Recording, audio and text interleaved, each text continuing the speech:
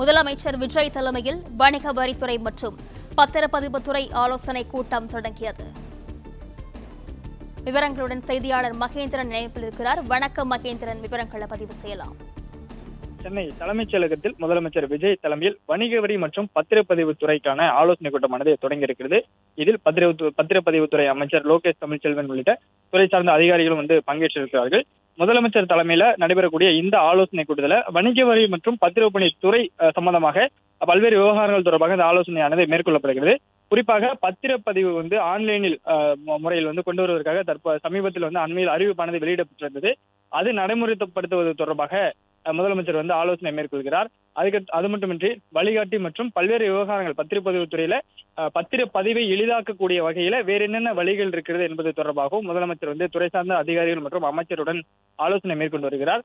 பத்திரப்பதிவுத்துறையில பணியிட மாறுதல் உள்ளிட்டவர்களுக்கு நேரடியாக எந்தவித இடையூறும் இல்லாமல் நேரடியாகவே கலந்தாய்வு முறையில பணிமாறுதல் தொடர்பாகவும் அறிவிப்பானது வெளியிடப்பட்டிருந்தது. அது தொடர்பாகவும் இது வரக்கூடிய நாட்கள்ல நேரடியாக தான் இந்த கலந்தாய்வு நடைபெற வேண்டும்.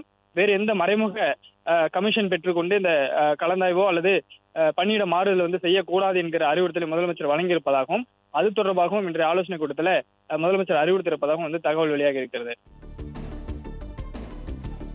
மகேந்திரன், விவரங்களுக்கு நன்றி. பிளே ஸ்டோர் மற்றும் ஆப் ஸ்டோரில் இருந்து பாலிமர் செயலியை QR கோடு மூலம் பதிவிறக்கம் செய்யுங்கள். செய்திகளை உடனுக்குடன் பெறுங்கள்.